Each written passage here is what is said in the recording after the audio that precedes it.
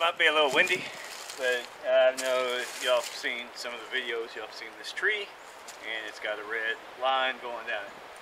And I call that a bleeding tree.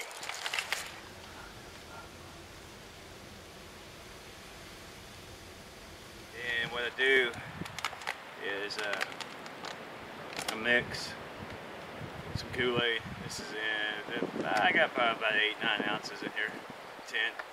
And I actually put enough Kool-Aid to probably mix 3 gallons worth or so. So it's real strong.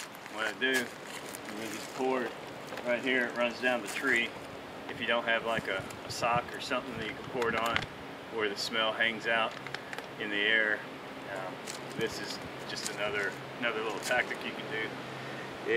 What it does again is when it's windy, if you pour it on the ground, yeah, the wind's going to pick it up, carry it up, but the higher it is, the higher the smell is going to be carried off. Like I said, I call it a bleeding tree, and this is what you've seen in the hunts.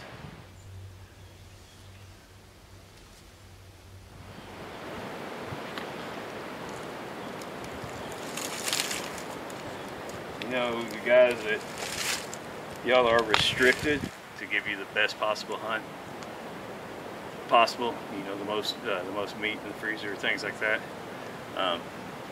You might look into if this is actually putting Kool-Aid on a tree. You know, what are they gonna do? I mean, I don't think it would classify, but you never know. Like I said, you might want to check it out. But there we are. That is the bleeding tree. I am James. We are the BHC.